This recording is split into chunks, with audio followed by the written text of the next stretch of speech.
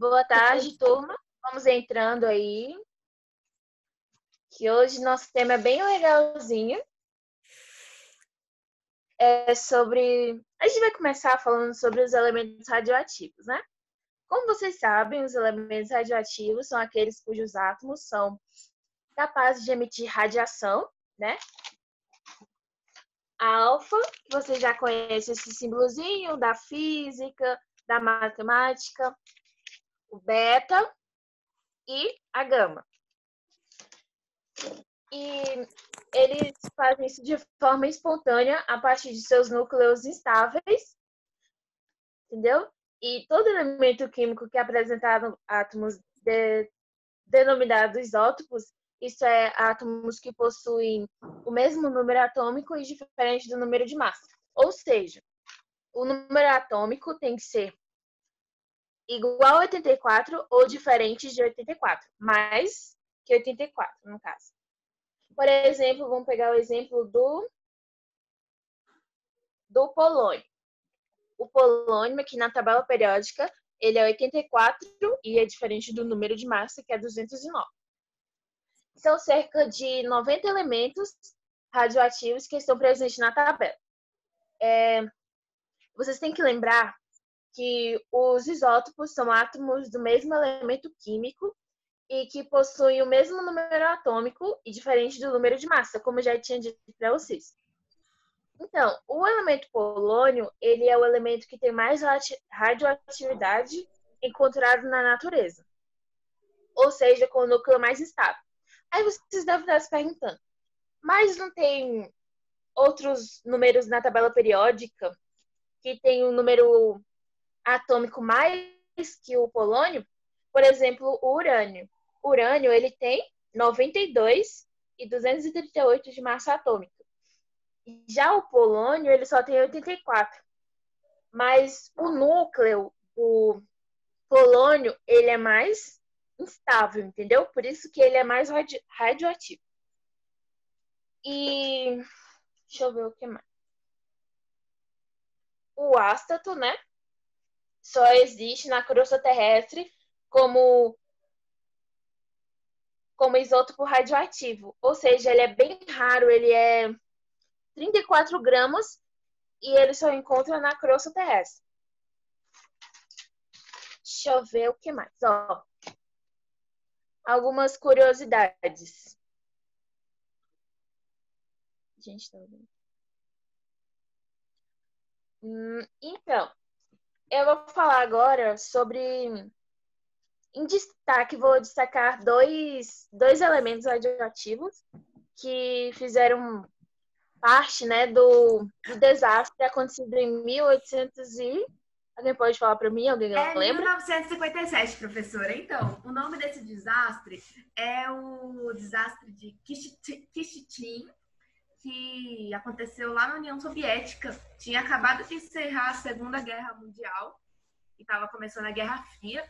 E Stalin, que era quem estava governando a União Soviética na época, viu que os Estados Unidos estavam bem mais avançados economicamente e na produção de armas nucleares, sabe? E não quiseram ficar para trás, porque estava tudo ruim lá na União Soviética.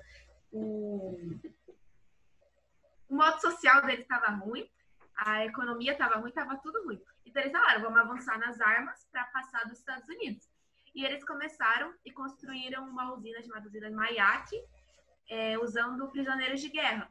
E essa usina foi construída muito rápido e sem nenhuma segurança, sem nenhuma regra de segurança, sem nada.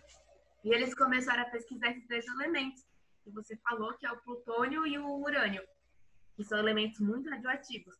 Eles começaram a pesquisar sem nenhuma medida de segurança e experimentar eles. E o lixo que era criado, eles jogavam tudo num lago que tinha próximo, para ser o lixo a céu aberto, e sem tratar, sem nada. E, inclusive, hoje esse lago é o lago mais poluído do mundo. E ele tem muita radioatividade. Enfim, essa usina teve uma vez que aumentou muito a temperatura dela e acabou que explodiu tudo pelos anos de elemento que tinha ali. E foi radioatividade para todo lado. Porém, os que estavam organizando essa usina quiseram esconder. Não só do povo de fora, como também do próprio povo, para não causar espanto e tal.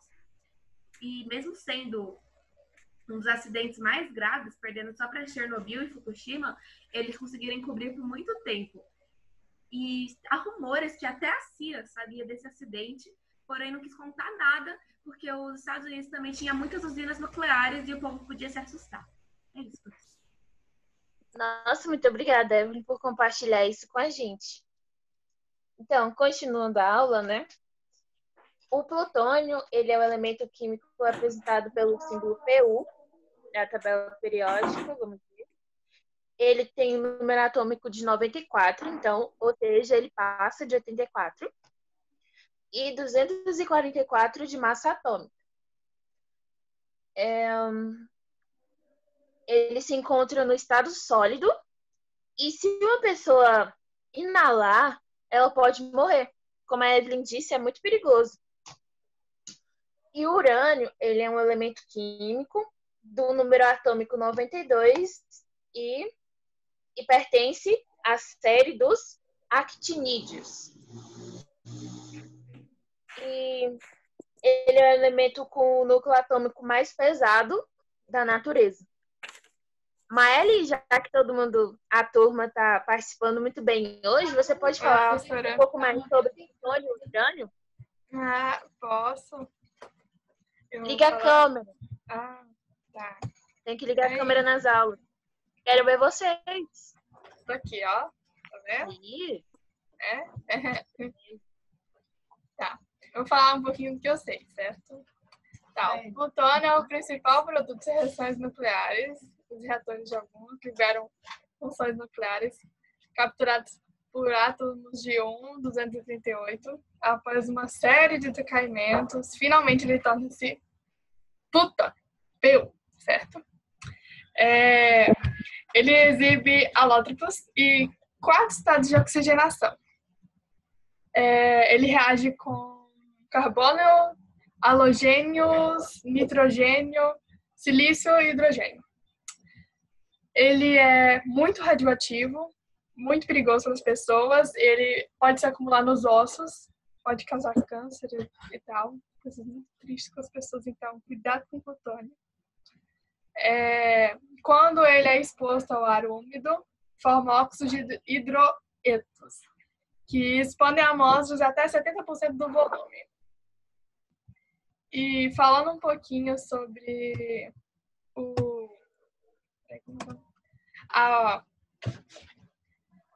urânio, urânio é 238, ele é um isótopo radioativo que sofre decaimento por liberar uma partícula alfa. Uhum. E com isso origina-se o núcleo de trópio, 234. Em relação a isso, com o acidente nuclear que teve, ele foi muito perigoso, ele causou muitas mortes nas pessoas porque elas foram expostas diretamente a ele. E como ele é totalmente radioativo, causou muito mal a dessas pessoas. Não tem muita quantidade número exato de mortos, mas sabe-se que morreram mais ou menos, assim, por câncer, assim, 200 pessoas. As outras 10.000, o governo não falou mais nada. Muito obrigada, Maeli, por participar também. Então, mais alguém quer compartilhar alguma coisa com a gente? Nicole, que ligou a câmera e o áudio, pode falar.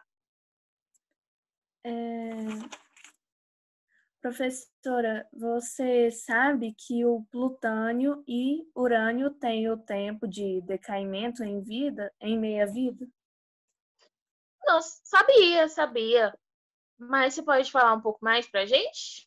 Fala aí. Sim. Tempo e decaimento, meia-vida. O tempo de meia-vida está relacionado à taxa de decaimento de determinada amostra. Ele é o tempo necessário para que metade da quantidade de átomos do elemento radioativo de uma amostra decaia. Muito obrigada, Nicole. Então, nossa aula hoje foi bem produtiva, né? Obrigada a todos que participaram. Na próxima aula a gente vai falar mais sobre isso. E é isso, gente. Muito obrigada. Já pode sair, professora? Já pode ir saindo da aula.